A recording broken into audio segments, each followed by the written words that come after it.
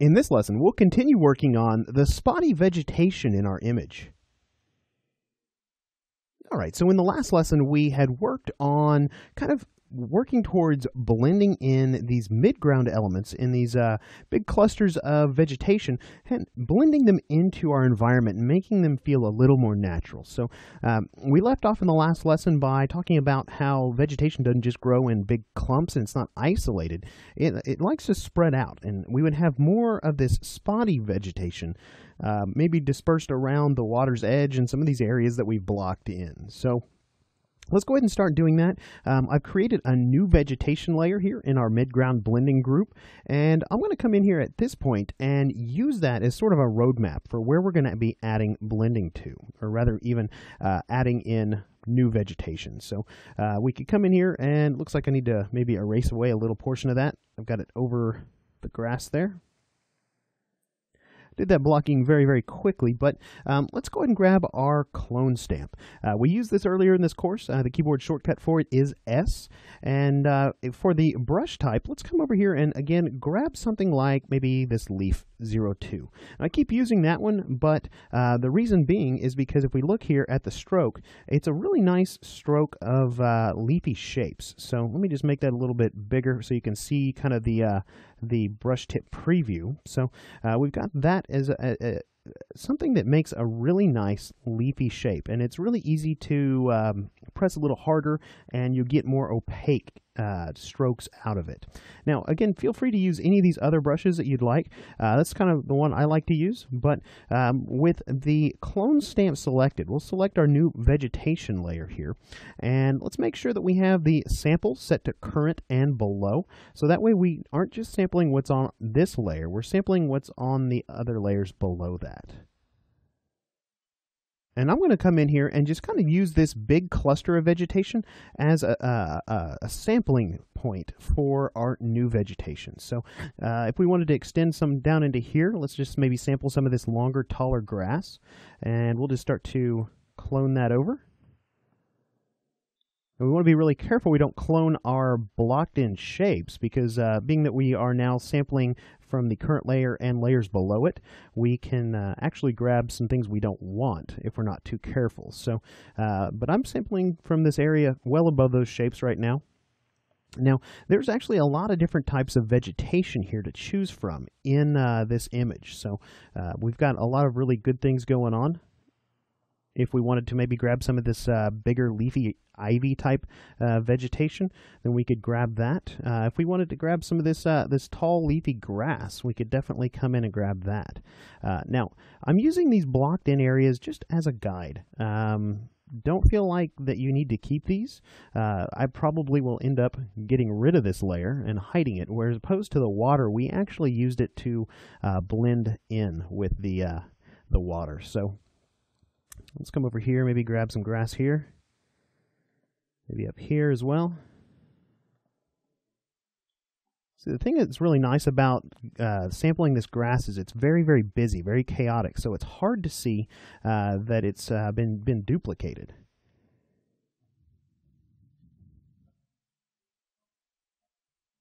So what will help you as you're doing this is to sample from multiple areas, and don't paint big blocks from the same area up here. Paint in a little bit at a time here.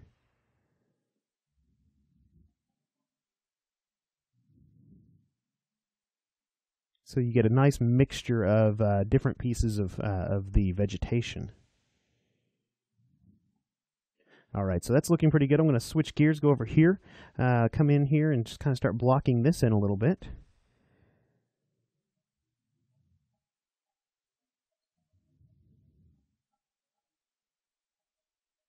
I like to sample from areas where I know that I can move a little bit and not have to worry about resampling. So I'm sampling like right now from this big area right over here, which is allowing me to kind of move gradually down these blocked in areas as I layer in this new grass.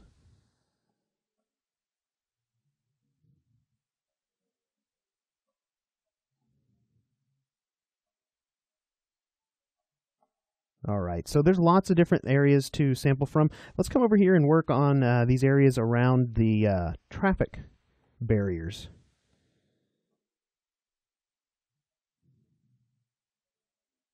Come in and maybe sample some of these bigger, leafier pieces of vegetation and put them in there. Maybe even sample some from back in here.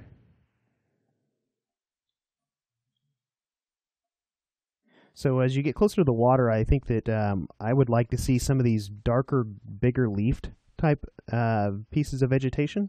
Looks like we're getting a big black spot there. So I'm going to come back over here and resample. Again, sampling is just simple as holding down the Alt key on your keyboard.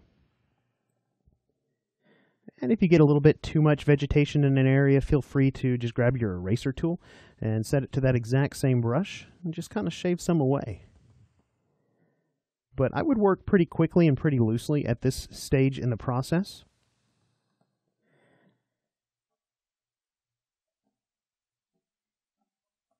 Maybe kind of mix some of the vegetation types together.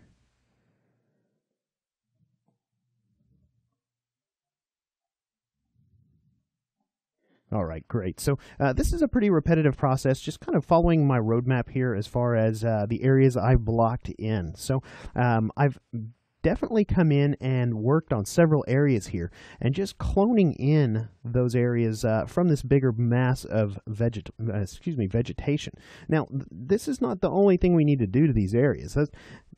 That doesn't feel like that grass is growing there yet. So there's things that need to happen for that to take place. So let's come in here and choose a little different brush. Let's come in and I'm going to look for my grass brushes.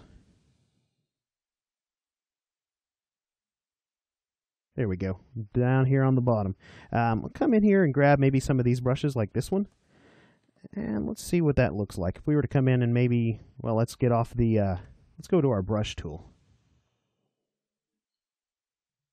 Now you can see here that if I paint with the brush, this is what this brush looks like. Sometimes it takes a little bit of experimentation to get exactly the right brush that you're looking for. I think this is the one I'm wanting to go with. You can see that's a pretty large brush. Feel free to shrink that down if you'd like.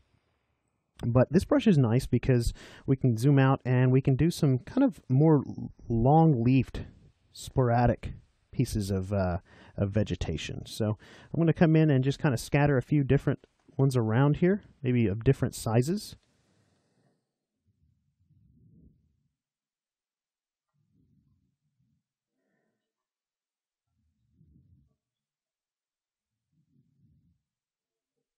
Basically starting to create some variation in the vegetation in the areas where we've cloned it. So again, not looking to necessarily fixate on one certain area and get hyper detailed, but just basically look at this like we're integrating a new form of foliage into the mix here. So if you need to sample a different color, feel free to do that.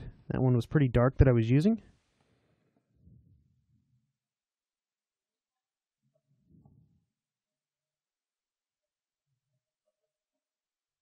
Just come in and add some more of those. And you could do this with any number of different brushes. You're not limited to just this one brush. Feel free to experiment with any of the ones that I've included in that brush set for you. But the next thing that I'd like to do after we kind of paint in a little bit of additional grass is we don't have any kind of shadows underneath here. So we need to begin integrating in some shadows because these masses are going to have these little dark cast shadows along the edges of them opposite our light source. So if we want to, let's come in here and make a layer and just call it shadows. And let's go ahead and select a different brush. Maybe see what this one looks like. That one's got some scatter to it.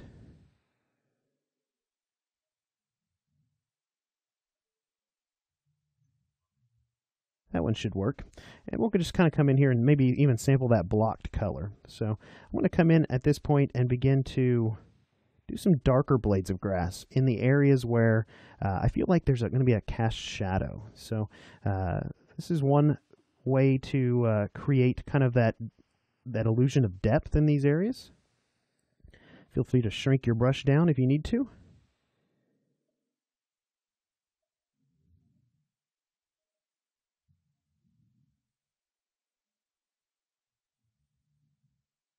Actually going to come in and erase away a chunk here.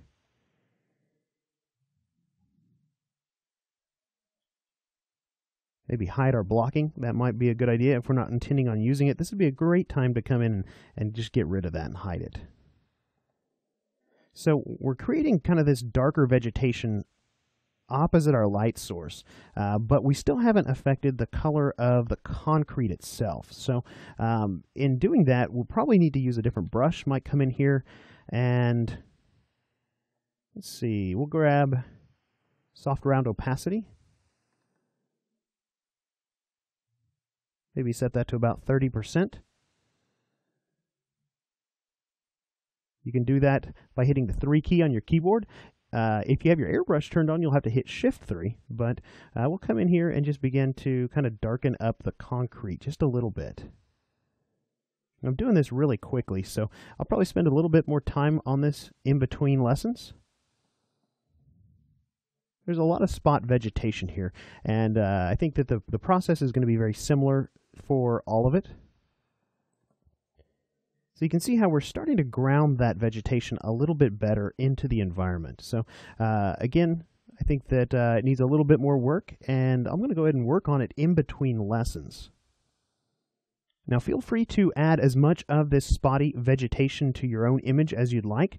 Again, feel free to begin exploring adding that around the shore of our body of water here. That's definitely one place that needs it. In fact, we had it in our blocking. So, but what I'd like to do is in the next lesson, I'd like to go ahead and move on. And these big road signs here are just standing out to me.